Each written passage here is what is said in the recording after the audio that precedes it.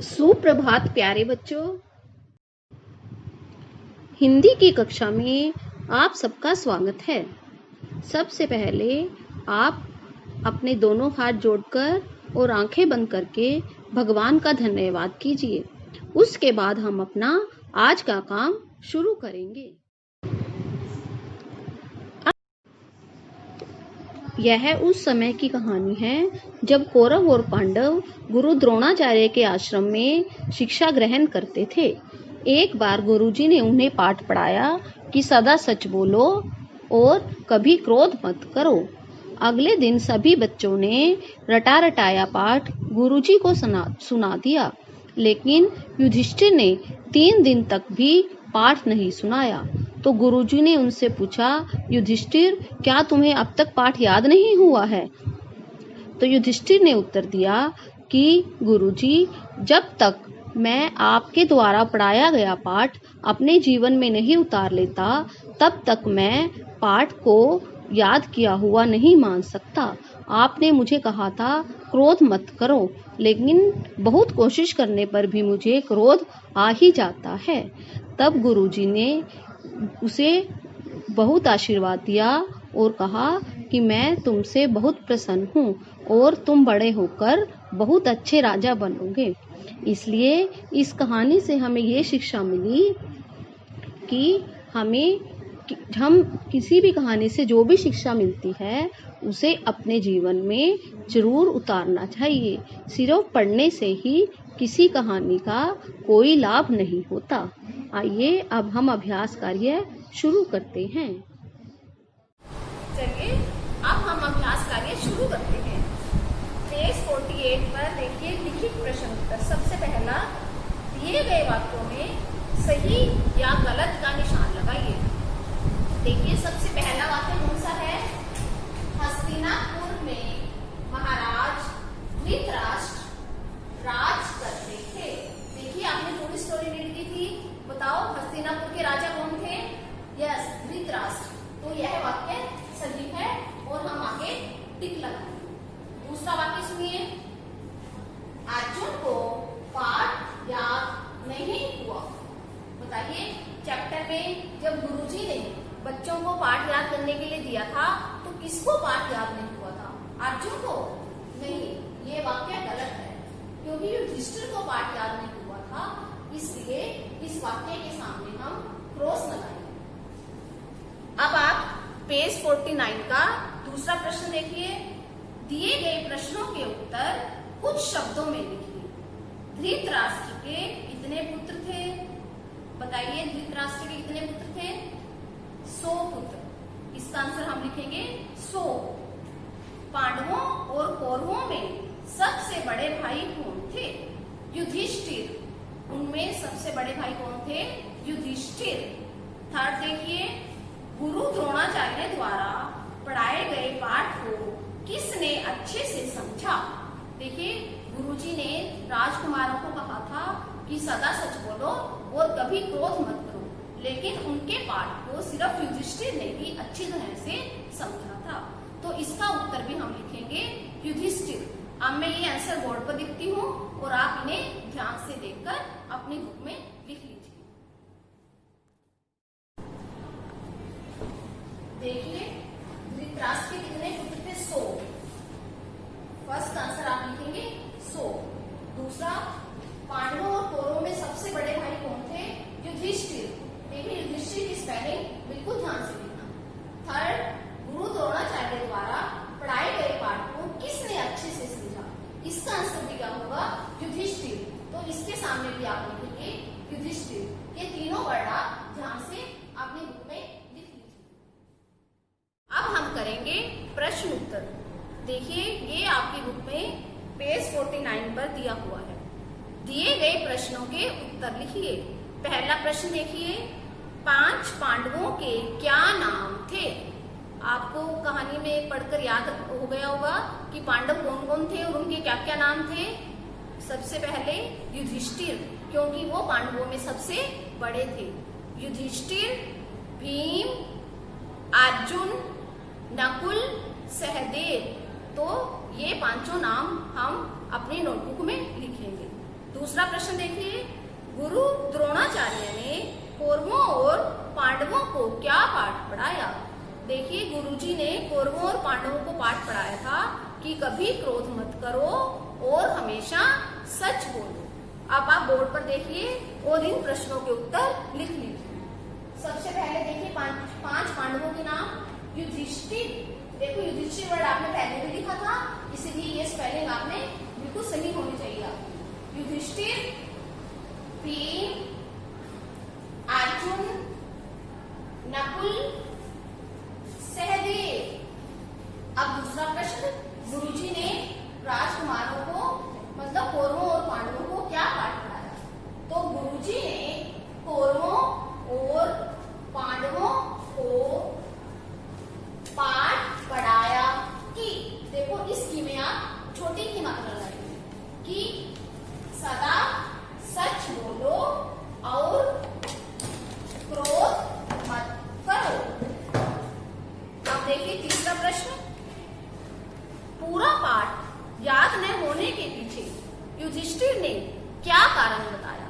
देखिए, गुरुजी ने सभी राजकुमारों को पाठ याद करने को कहा था कि उन्होंने कहा था कि हमेशा सच बोलो और कभी क्रोध मत करो, लेकिन युधिष्ठिर ने अपना पाठ याद नहीं किया। तो जब गुरुजी ने उनसे पूछा तो उन्होंने इसका क्या कारण बताया? तो इसका आंसर ये होगा कि युधिष्ठिर गुरुजी को कहते हैं कि गुरुजी, मैंने बहुत प्रयत्न किया लेकिन फिर भी मुझे क्रोध आ ही जाता है। और उन्होंने इसी अपना पाठ याद न करने का यही कारण बताया कि जब तक मैं आपकी तरह, जैसा आपने बताया थी क्रोध नहीं करना चाहिए, जब तक मैं इस पाठ को अपने जीवन में उतार नहीं लेता तब तक मैं यह नहीं समझता कि मुझे पाठ याद हो गया है। अब फोर्थ प्रश्न देखिए, पाठ याद करने का असली अर्थ क्या है? तो इसका उत्तर होगा, ये देखिए पेज 47 पर लास्ट लाइन में लिखा हुआ है, पाठ याद करने का असली अर्थ है पाठ को समझना और उसे जीवन में उतारना। अब आप बोर्ड से देखकर इन प्रश्नों के उत्तर भी लिख लीजिए। ये देखिए तीसरे प्रश्न का उत्तर हम इस तरह लिखेंगे। तीसरा प्रश्न है, पूरा पाठ याद न होने के पीछे युधिष्ठिर ने क्या कारण बताया? देखिए, युधिष्ठिर हर पाठ को अच्छी तरह समझकर उसे अपने जीवन में उतारते थे, लेकिन आरंभ में बार बार क्रोध आना ही उन्होंने पाठ याद न होने का कारण बताया। तो ये उत्तर आप अच्छी तरह समझ गए होंगे। अब आप अगला प्रश्न देखिए, पाठ याद करने का असली अर्थ क्या है? देखिए, पाठ याद करने का असली अर्थ है पाठ को समझना और उसे अपने जीवन में उतारना। देखिए, कोई भी पाठ सिर्फ पढ़कर ही ये नहीं कि हमने उसको समझ लिया है, लेकिन हम जो भी पाठ पढ़ते हैं उसे अपने जीवन में उतारना भी चाहिए और तभी हम उसे पढ़ा हुआ मान सकते।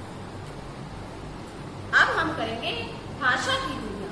देखिए, इसमें दिया हुआ है अनेक शब्दों के लिए एक शब्द छांट कर लिखो।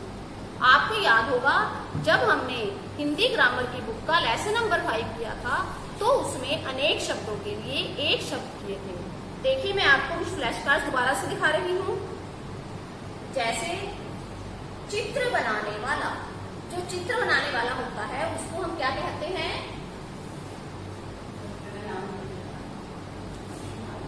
चित्रकार। चित्र बनाने वाला चित्रकार। साथ में पढ़ने वाला, जो साथ में पढ़ते हैं उसे हम क्या कहेंगे? सहपाठी। आपको याद आ गया होगा कि ऐसे अगर हम कई शब्दों की जगह एक शब्द का प्रयोग करते हैं तो उसे हम कहेंगे अनेक शब्दों के लिए एक शब्द का प्रयोग करना।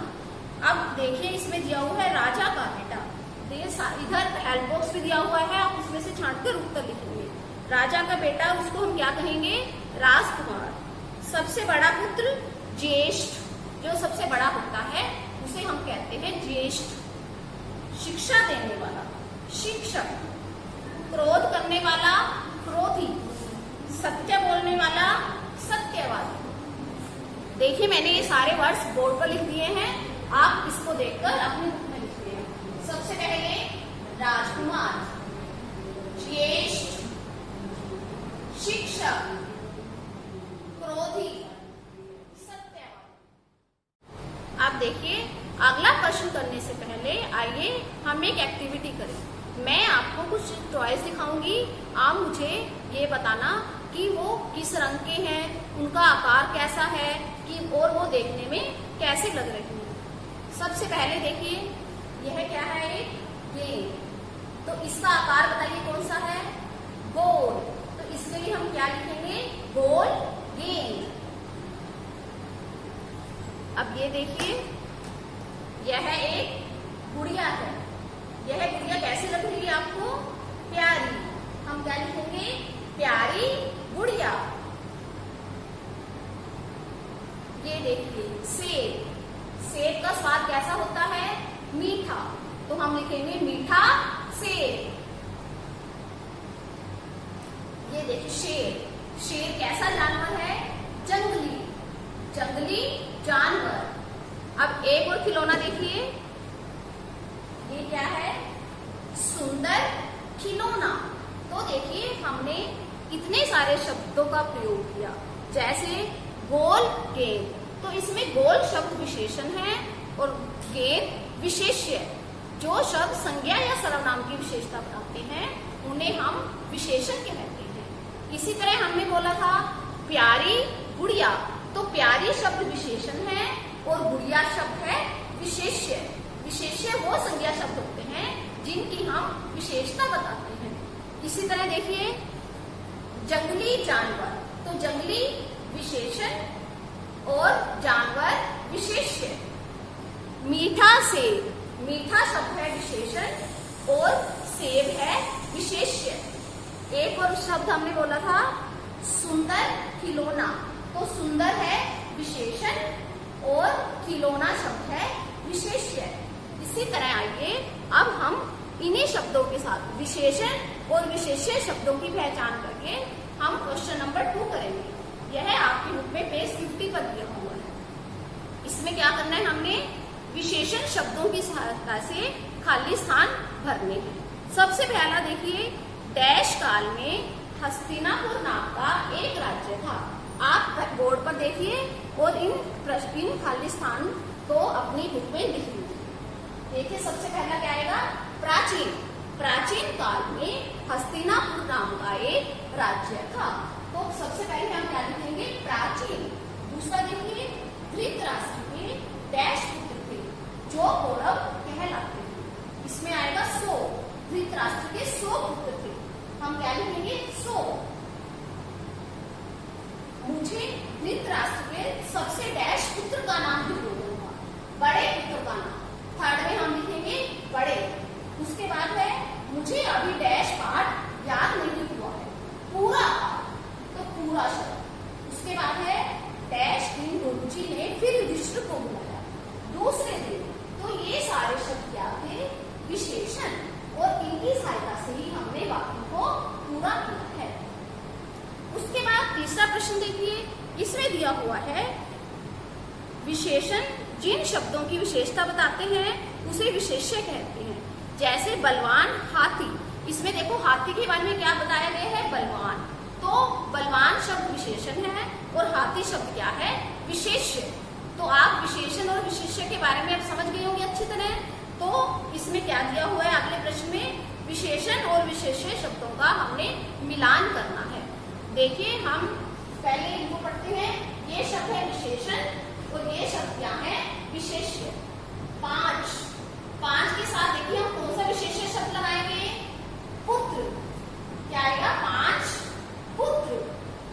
आधा, पार। तीसरा, दिन। असली, अर्थ। युवा, युधिष्ठिर। तो अब आप समझ गए होंगे। देखिए एक बार दोबारा सुनिए, 5 पुत्र, आधा, पार,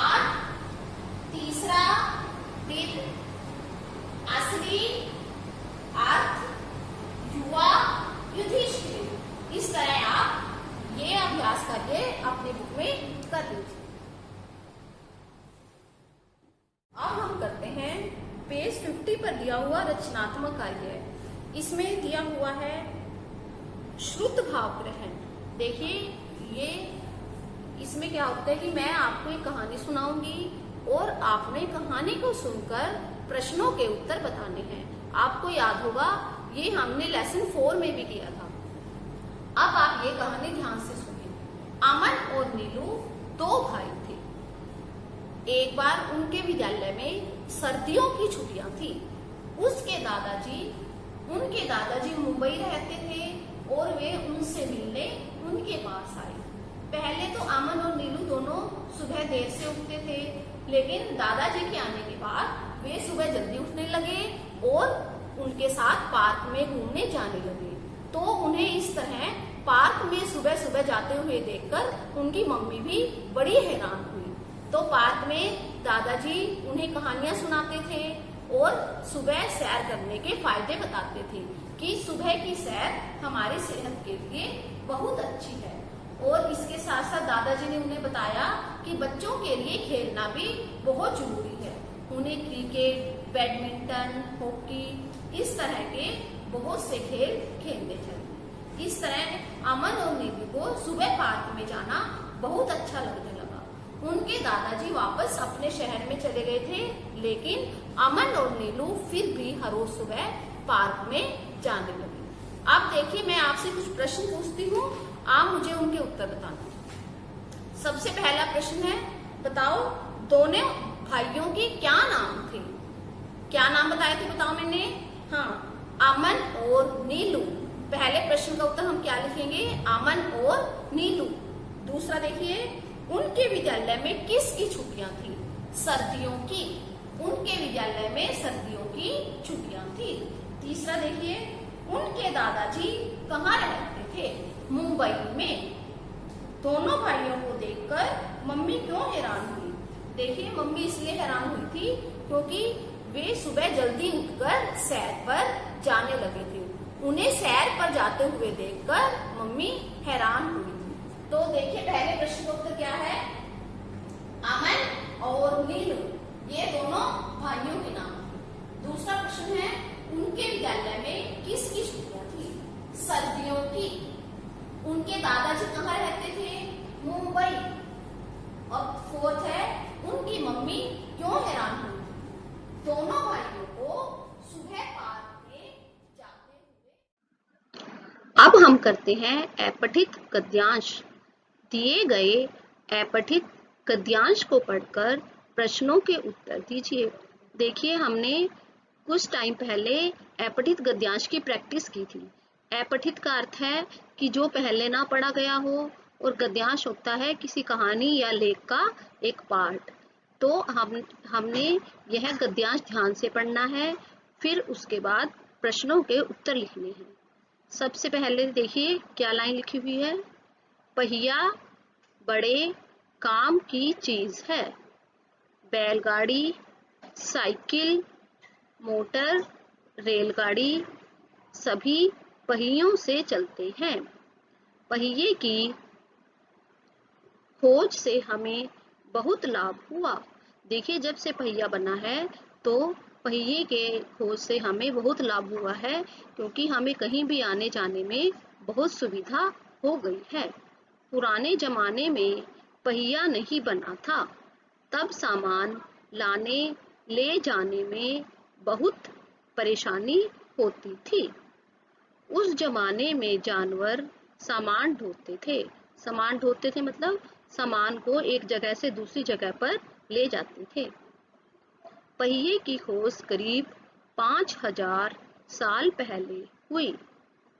पहिया बना तो जानवरों को आराम मिला। लोगों ने उनसे सामान ढोना करीब करीब बंद कर दिया, क्योंकि लोग अब पहिए की सहायता से सामान एक जगह से दूसरी जगह ले जाने लगे। तो अब जानवरों से सामान ढोने का काम लोगों ने बंद कर दिया। लेकिन घने जंगलों, पहाड़ों एवं रेगिस्तान में आज भी हम जानवरों पर सामान लादते हैं।